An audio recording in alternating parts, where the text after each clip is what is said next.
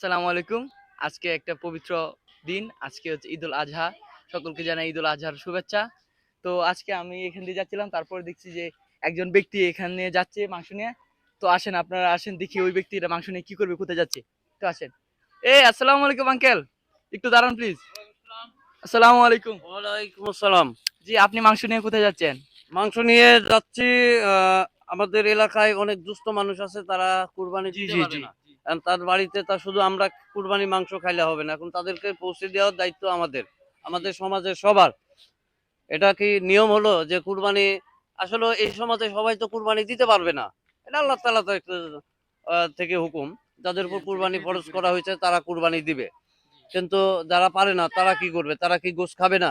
তাই আমাদের সমাজের উচিত প্রত্যেকের প্রতিবেশীর খোঁজ নেওয়া, তারপর আত্মীয় স্বজনের খোঁজ নেওয়া, যারা কুরবানি দেয় নাই তাদের প্রত্যেকের বাড়িতে এইভাবে পুটলা ভরে গোশ পৌঁছে দেওয়ার দায়িত্ব কার? তো আমাদের। আঙ্কেল আপনি কি যাচ্ছেন এগুলো কি গরিব দুঃখী মানুষদেরকে বিলাই দেওয়ার জন্য জি নাকি? জি জি জি জি জি আমি সকাল ইনশাল্লাহ। থেকে মানে 12টার পর থেকে এইভাবে দিতেছি।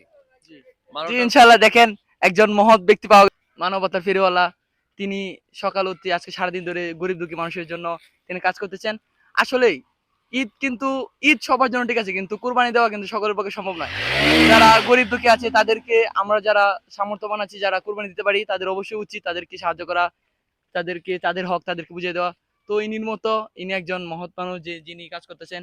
তো আঙ্কেল আপনি এই কাজটা করে কি নিজেকে এখন সুখী বা কিরকম আপনার ফিলিংস কি? আমি এখন পর্যন্ত কুরবানির গোশ পেটে দিইনি। যতক্ষণ পর্যন্ত আমার এলাকায় একটা গরিব মানুষ গোশ পাবে না ততক্ষণ পর্যন্ত আমি খাবো না। সবার কাছে দেওয়ার পরে আমি জি। সন্ধ্যার পরে গিয়ে খাইতে বসবো। জি, ইনশাআল্লাহ একটা মহৎ উদ্দেশ্য নিয়ে আল্লাহ তাআলা আপনাকে কবুল করুক।